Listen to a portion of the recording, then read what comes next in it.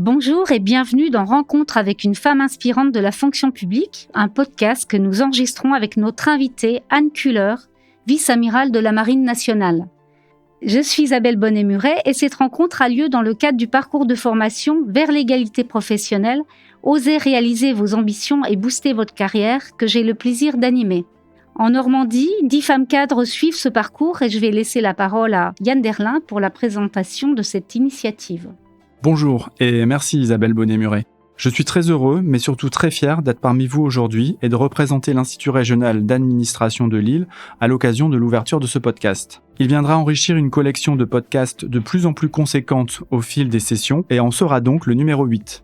Je voudrais juste dire quelques mots sur ce parcours qui a été mis en place par l'IRA de Lille en partenariat avec la plateforme ressources humaines de la préfecture de Normandie à destination des femmes cadres de la fonction publique. En fait, l'objectif de ce parcours est d'identifier les freins rencontrés par les femmes cadres dans leur projet d'évolution professionnelle et de les accompagner pour lever chacun de ces freins.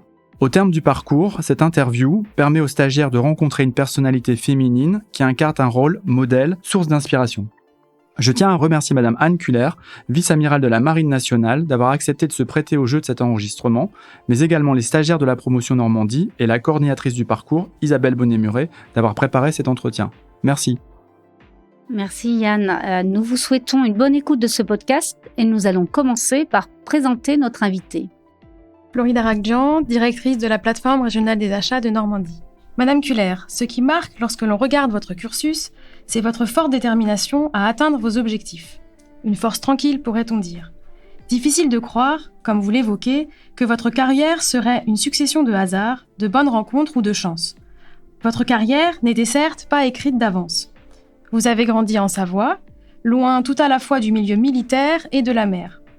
Pourtant, vous allez intégrer la Marine nationale et embarquer en mer. Vous êtes même devenue la première femme vice-amirale et la femme la plus gradée de toute l'histoire de la Marine nationale. Rien donc a priori ne vous prédestinait à cette carrière. Et pourtant, vous êtes une femme inspirante et nous sommes très heureuses de vous recevoir pour ce podcast. Merci Florie. Alors je vais démarrer par la première question. Madame Kuller, pourquoi avez-vous accepté notre invitation ? Alors j'ai accepté votre invitation parce que c'est un plaisir de partager. J'ai effectivement une carrière qui n'était pas écrite d'avance, où il y a eu quand même tout de même effectivement beaucoup de hasard, beaucoup de chance, mais également du mérite, je le reconnais, mais c'était pas écrit d'avance. Et j'aime partager, j'aime témoigner que bien que ce ne soit pas écrit d'avance, eh bien tout est possible. Tout est possible. Que l'on soit femme ou que l'on soit homme. Là, je mets pas de sexe sur cette possibilité-là. Lamia Moudjelal, responsable de l'unité prévention des risques à la direction départementale des territoires et de la mer à Caen. Comment devient-on vice-amiral et en quoi consiste cette fonction ?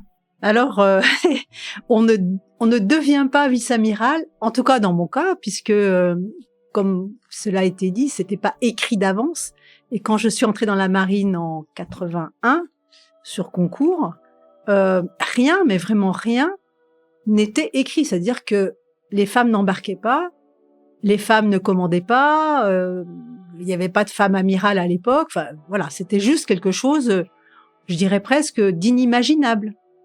Donc, quand je suis arrivée à Cherbourg dans la première école d'officier, parce que je suis rentrée au niveau officier sur concours, c'était officier du corps technique administratif pour faire de l'administration. Et comment on est arrivé de cet officier d'administration jusqu'à ce rang d'amiral, première femme, vice-amiral, donc 3 étoiles de la Marine nationale, en ayant commandé, en ayant embarqué, ben je le redis très souvent, hein, ce sont des portes qui se sont ouvertes au fur et à mesure. C'est là que je place le hasard, au bon moment, au bon endroit. Et le mérite que j'ai eu, ça a été de, bien sûr, cette porte, elle est ouverte, mais je mets le pied dedans et la porte ne se referme plus.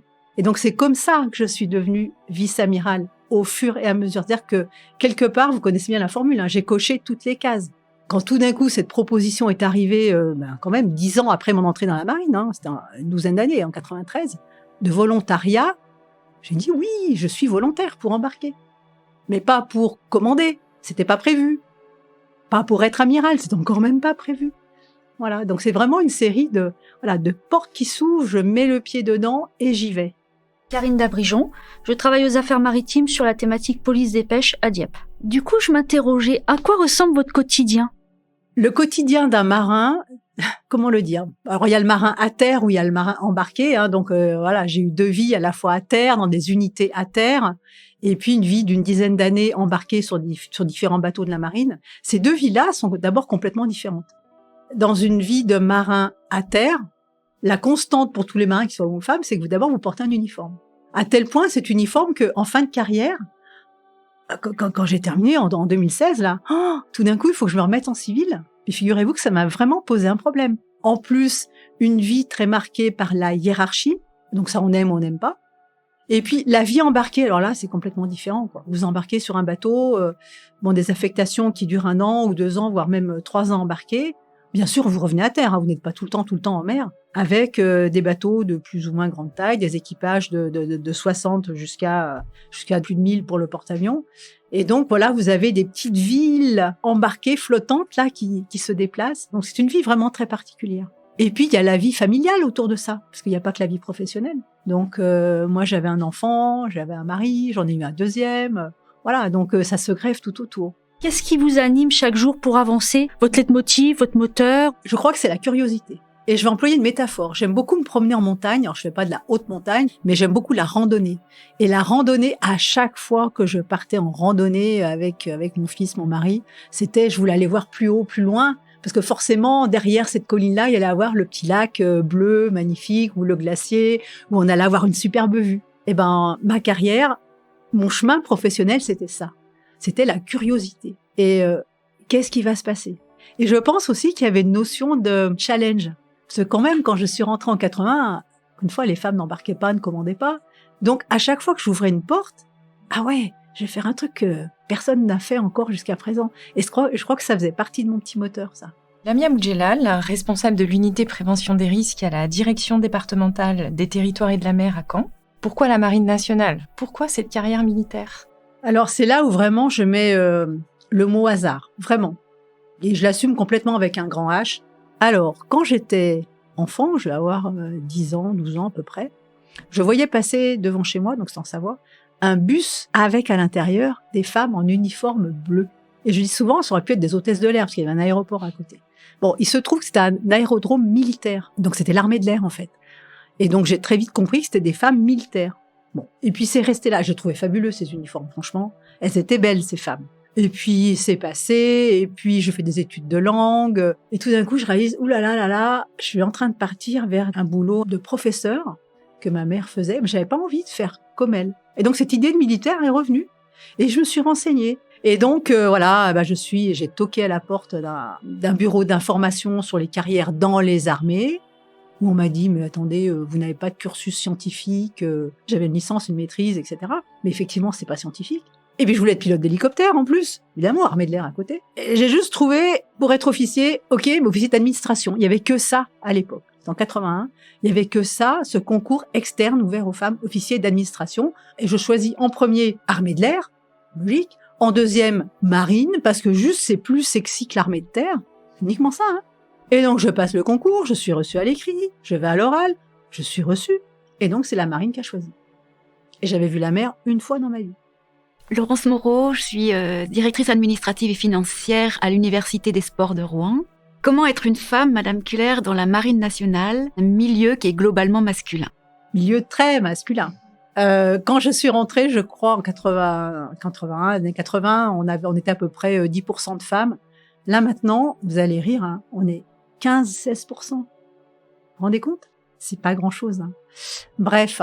Donc, à l'époque, oui, les femmes, d'abord, n'embarquaient pas, ne commandaient pas, donc elles étaient dans des postes administratifs. Et, ma personnalité a fait que je ne me suis jamais positionnée en tant que femme dans un milieu masculin. Et pendant toute ma carrière, très honnêtement, je ne me suis jamais posé cette question. De dire, j'avais un heureux caractère, parce que oui, j'ai entendu des trucs qu'on ne supporterait plus aujourd'hui. Évidemment. Pas harcèlement, attention, hein, je fais bien de nuance. Non, je n'ai jamais été harcelée des stéréotypes de genre. Oui, j'étais confrontée à ça, mais à l'époque, on parlait même pas de stéréotypes de genre. On était dans la marine et puis on avançait. Et puis très vite, j'ai eu des postes qui m'ont, singularisée. Parce qu'en tant qu'officier déjà, de toute façon, qu'on soit femme ou qu'on soit homme, on est amené à manager ou commander, donc on est en position de chef. Et donc sous mes ordres, j'avais des hommes Au début, dans les années 80-90, c'est vrai, ça a dû piquer les yeux à certains. Un exemple que j'ai en tête, c'est dans mon premier poste qui était cadre en école de la marine. Eh bien, j'avais sous mes ordres, je crois, 2 femmes et puis tout le reste, 5 ou 6 hommes, donc sous-officiers. Et donc l'un d'eux a été dire à mon chef, moi, travailler avec une femme, je peux pas. Aujourd'hui, c'est le genre de choses d'abord qu'on n'imagine même pas. En admettant qu'il aille dire, mais écoutez, on peut falloir apprendre, hein. Bon. Et à l'époque, on était sympa, on l'a bougé. Et un an après, le même est revenu me voir dans mon bureau pour s'excuser et me dire, là, je suis désolée, mais je n'ai que ça comme anecdote à vous raconter sur une personne, un homme qui à un moment donné a dit, je peux pas. Les autres l'ont gardé pour eux, ou je l'ai pas vu, tout simplement. Est-ce que, au vu des anecdotes que vous venez de nous raconter, peut-on dire que vous avez aussi été confronté au plafond de verre? Est-ce que vous l'avez subi ou est-ce que c'était moins prégnant? Le plafond de verre, je pense qu'à un moment donné, j'ai failli le subir. Vous avez bien noté que je suis la première femme 3 étoiles, mais il y a eu une première femme 2 étoiles avant moi. Madame Desbordes, qui était une ancienne officier féminin de la marine, qui a été la première femme contre-amiral qui n'a pas embarqué, parce que alors là, c'était même pas imaginable, elle s'est heurtée au plafond de verre. Et le plafond de verre, c'était vraiment, t'as pas embarqué, commander c'est compliqué, etc.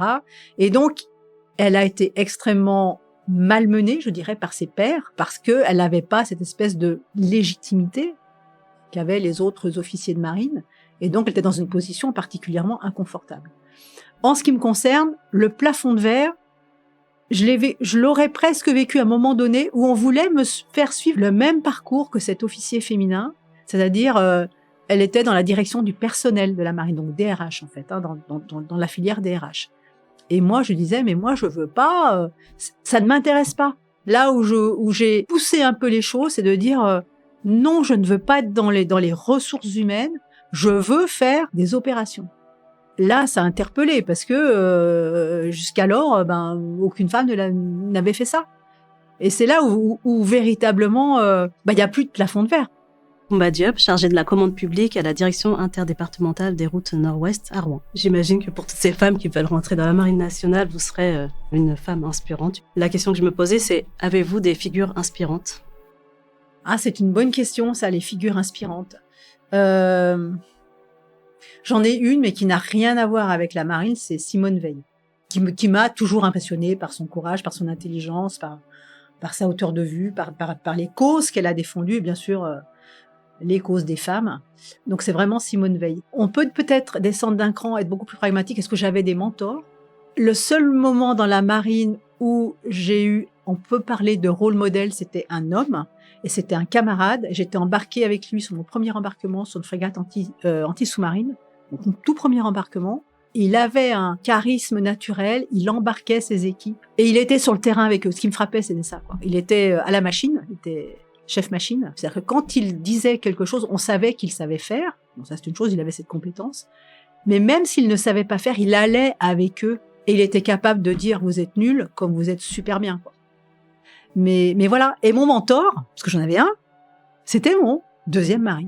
Je dois le dire, mon deuxième mari, qui était commando marine, et oui, qui a vraiment joué le rôle de mentor, j'ai réalisé après coup. Hein. Au moment où on me proposait des postes chef d'état-major, commandant supérieur des forces françaises en Polynésie, sous-chef des opérations de la marine, et allez, et j'étais là.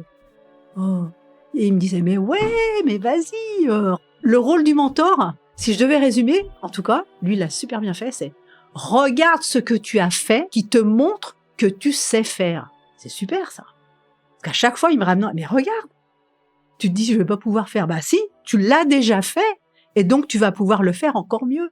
Je me posais la question, quel était votre rapport à l'ambition? Ah, alors là, le rapport à l'ambition. Si je vous dis que du début de ma carrière jusqu'à la fin, jusqu'au bout, j'ai eu un super syndrome de l'imposture. Vous croyez ça, vous? Eh ben si. Donc mon niveau d'ambition, là aussi pour prendre une métaphore de marin, c'est, pour celles qui connaissent la mer, c'est l'étale de basse mer. C'est niveau d'ambition 0. J'étais contente d'avancer au fur et à mesure, et ma première satisfaction, c'était d'embarquer. Ah, ça y est, je vais connaître la vie embarquée, même si j'avais des doutes, hein. Le syndrome de l'imposture, il était là, vais-je y arriver, quoi. Et puis ça marche. Et ça marche en plus. Et la première fois aussi où à la passerelle de mon premier bateau, donc sur cette frégate, où mon commandant me dit bon, Culler, est-ce que vous avez pensé à commander un bateau? Je revois cette scène, je vous jure, comme si j'y étais, quoi. Ciel bleu, on est en Atlantique, etc. Ça bouge un peu, on est sur l'aileron de passerelle là. Et il me dit ça. Et sur le moment, je suis restée mais muette. En embarquant les 2 premières années sur le Latouche Trail, je n'ai jamais imaginé pouvoir commander un bateau. Je dis pas que c'est un exemple à suivre, attention. Hein. Je dis pas ça. Parce que j'ai tout de même bénéficié d'une période où les portes s'ouvraient au fur et à mesure où j'avançais. Il faut pas l'oublier, ça. Donc je suis pas en train de dire que non, n'ayez pas d'ambition, ça sert à rien. C'est pas ce que je veux dire. Et j'ai eu cette chance aussi que les gens, mes chefs, remarquent ce que je faisais. Mais aussi, ils ont remarqué pourquoi. Parce qu'il y avait un besoin d'avoir des femmes dans des positions à un moment donné. On était tellement invisibles, à tel point que quand j'ai mon 2e commandement de bateau, je demande au chef d'état-major de la marine, je croise dans une soirée, je lui dis, mais amiral, rassurez-moi, j'ai pas un commandement juste parce que je suis une femme. Vous voyez, les doutes que j'avais. Et vous savez ce qu'il me dit? Il dit, mais attendez, on va pas donner un commandement de bateau à une incompétente ou un incompétent, vu leur prix. Ça m'a rassurée, pour tout vous dire. Parce que c'est tellement vrai. Carole Landormy, experte retraite au rectorat de Rouen. Vous êtes-vous toujours sentie à votre place? Non. Quand on a un syndrome de l'imposture comme je l'avais moi, on se sent toujours à côté de la place en se disant ils vont forcément découvrir que je ne suis pas à ma place. C'est là où mon mentor m'a été utile en me ramenant à la réalité. Mais regarde, t'as déjà fait ci, t'as déjà fait ça, machin, etc. etc. Et ce syndrome de l'imposture que j'avais, qui était lié, et j'en parle bien volontiers puisque je savais d'où il venait. Moi, je savais où ça s'était mis en place dans mon enfance, un truc tout bête avec un maître d'école qui a fait de mauvaises remarques à un mauvais moment et qui est resté là, et donc je suis nulle.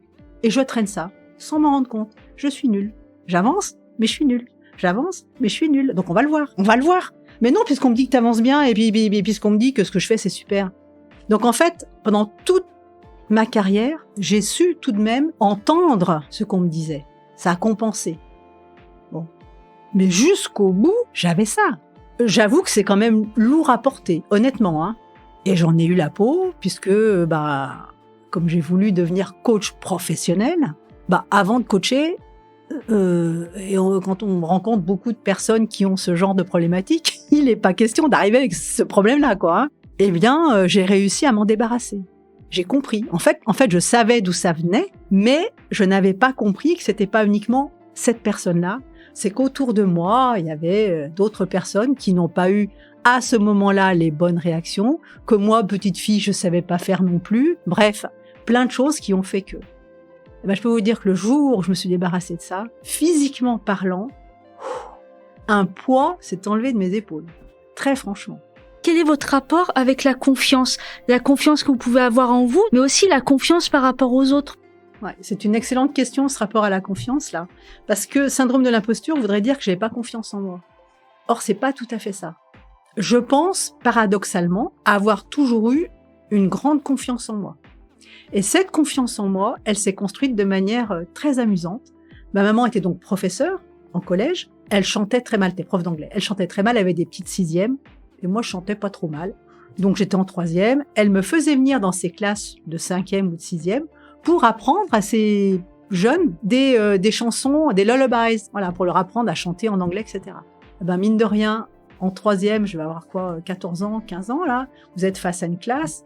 Déjà, vous êtes sur une estrade. Déjà, vous faites taire un petit peu tout le monde. Déjà, vous vous exprimez. Et ça s'est construit comme ça. Voilà. Alors, il y a d'autres choses, mais c'est des exemples que j'ai en tête, là, qui font que quand je suis arrivée dans la marine, où il fallait que je sois chef, rapidement, c'est venu naturellement. Donc, je pense que oui, j'avais confiance en moi. Vraiment. Et j'étais obligée de faire confiance à mes adjoints. C'est là où ça devient super intéressant. Pourquoi? Parce que dans tout le domaine scientifique, je crois que j'étais le commandant de bateau le plus nul. J'avais eu 1,5 au bac en maths.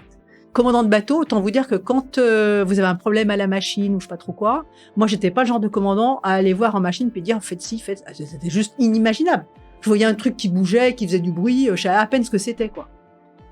Donc j'étais obligée de m'appuyer sur mes chefs machines, qui avaient une femme commandant qui leur dit moi votre truc j'y comprends rien, mais si vous m'expliquez bien, je prendrai la décision et j'assumerai les décisions parce que je suis commandant.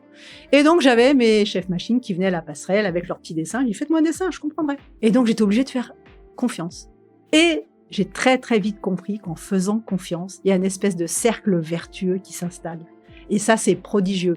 Et si vous me posez la question est-ce que votre confiance a été brisée à un moment donné? Honnêtement, 35 ans de marine, je m'en souviens pas. Peut-être, mais c'est pas le plus marquant. Ça ne m'a pas marqué. Donc j'ai dû faire confiance. Quelles ont été les clés de votre réussite? Alors, la première chose que j'ai dite, c'est la curiosité. Voilà. Toujours aller voir, peut-être qu'il y a des choses à explorer, des choses à voir. Et puis, le sens de l'équipe. Parce que ce qui m'a animée, en tant que chef, j'ai toujours été chef, encore une fois, de petite équipe, de plus grande équipe, c'est de me dire, ils m'ont comprise. C'est ça qui m'animait, de m'assurer que vraiment, là où on allait, c'était compris. Parce que de cette compréhension allait dépendre le succès de la mission. Et mon code d'honneur, ça a été, on ne ment pas sur soi-même et aux autres. Donc on dit la vérité. On dit vers quoi on va, c'est-à-dire qu'on n'emmène pas un équipage ou une équipe faire quelque chose sans auparavant s'assurer qu'ils aient compris ce qu'on allait faire. Ah oui, puis si, sens de l'humour. Ah si. Bah oui, parce que encore une fois, j'ai vécu une grande époque où, stéréotype de genre, on sait pas ce que c'était, donc on avait des petites remarques de droite et de gauche. Je pense que j'avais un super sens de l'humour, parce que sinon, je me serais braquée à chaque fois. Fabienne Mauduit, je suis assistante sociale du travail au sein d'une direction régionale rattachée au ministère de l'écologie à Rouen. Avez-vous réussi à trouver un équilibre entre la vie personnelle et la vie professionnelle ? Et comment est-ce qu'on gère la vie de famille quand on est militaire et amené à s'absenter sur de longues périodes ? Alors certains vous diraient que j'ai été une mère indigne. Bah ouais, parce que je suis partie pendant de longues périodes embarquée. J'étais divorcée à ce moment-là. Mon fils était à la garde de mon premier mari. Enfin bon, c'était un petit peu compliqué. Mais encore une fois, j'ai fait des choix. Mais au moment où je les ai faits, je ne pouvais pas faire autrement. Je ne pouvais pas faire autrement. Donc ça, je suis raccord avec moi-même. Il est beaucoup plus facile maintenant, dans l'institution, d'être maman ou papa qu'à mon époque. À l'époque, faire garder ses enfants, c'était déjà un problème. Partir en mer, si vous n'aviez pas un soutien familial solide autour, c'était une galère pas possible. Ce qui faisait qu'il n'était même pas imaginable qu'une femme embarque alors qu'elle avait des enfants. Actuellement, si vous regardez, vous avez plusieurs femmes là, qui commandent des bateaux, dont une, je crois qu'elle est maman de 4 ou 5 enfants. Soit vous dites oui, mais du coup, les enfants, ils ont souffert. Je réponds, mais de quoi je me mêle ? Non, mais c'est vrai, de quoi je me mêle ? Parce qu'en fait, on n'en sait rien. Vous savez très bien qu'on peut être très proche de ses enfants et ça peut très mal se passer. Et vous pouvez vivre une vie totalement épanouie professionnellement et ça peut très bien se passer. Il n'y a pas de jugement à porter là-dessus. Donc, j'ai fait des choix. Ça a été compliqué. Voilà, on est dans un métier militaire où on donne, on est corvéable. On est amené à partir en mission parce qu'on a besoin de nous. Et on s'engage pour ça, sinon c'est pas la peine d'y aller. Donc ça demande, quand on est chargé de famille, quel que soit le sexe, chargé de famille, oui, ça demande une super organisation. C'est pas impossible, mais ça demande de l'organisation. Qu'est-ce que vous diriez à la petite fille que vous évoquiez précédemment lors de notre échange, et plus largement à toutes les petites filles du monde ? Je lui dirais pas ose, parce que ose, c'est une espèce d'injonction et on le met à toutes les sauces. Et je lui dirais des choses rassurantes. Du style, tu vas voir, il y a des choses qui vont se passer, tu vas voir, il y a des chemins qui vont s'ouvrir. Voilà, je trouverais des mots pour lui faire comprendre que son monde, c'est pas forcément ce qu'elle est en train de vivre là. C'est qu'il y a plein d'autres mondes tout autour d'elle, qui ne demandent qu'à être explorés, et après, c'est à elle de faire le chemin. Eh bien, nous vous remercions, Madame Culler, du temps et de la confiance que vous nous avez accordée. Votre témoignage a été nourri et riche d'enseignements. Merci car vous nous avez fait voyager. Dans le temps, de la petite fille que vous étiez à la vice-amirale que vous êtes, mais aussi sur terre et dans les mers, de ce bus rempli de femmes militaires en uniforme, en Savoie, aux alentours de Chambéry, je crois, où l'horizon est bloqué par les montagnes, vers les mers et les océans, aux étendues d'eau sans fin. Embarquer et naviguer a été le fil conducteur de votre carrière, que vous avez menée au fil de l'eau, justement. C'est le cas de le dire. Vous avez su saisir à point nommé les opportunités. Vous avez poussé les portes ouvertes, mais aussi celles qui étaient à peine entrouvertes. Vous avez su faire confiance. Vous vous êtes fait confiance et surtout, vous avez su gagner celle de votre entourage. Vous avez dépassé les obstacles qui ont jalonné votre parcours grâce à votre travail et vos efforts, que parfois vous minimisez, et ce fameux cercle vertueux de la confiance qui finalement permet tout. Nous retiendrons que l'ambition est venue à vous, mais que vous avez su l'accueillir. Vous nous avez inspirés. Parce que les challenges, vous les avez relevés un à un, comme lors de vos randonnées en famille. Allez voir plus haut, allez voir plus loin, parce que peut-être c'est plus beau de l'autre côté de ce sommet. Merci beaucoup. Merci à vous. Merci beaucoup de votre écoute. Je vous remercie chaleureusement pour l'écoute de ce podcast et je vous invite à en parler autour de vous, à le partager auprès de toute personne qui cherche de l'inspiration. Je remercie en particulier l'Institut régional d'administration de Lille et la PFRH Normandie qui permettent la tenue de cette journée et la création de ce podcast. Merci également aux participantes de ce parcours dont vous avez entendu les questions.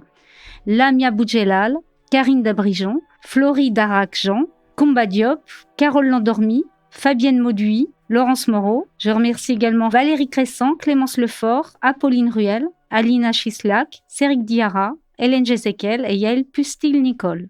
Ce podcast a été réalisé par le studio Flamboyance.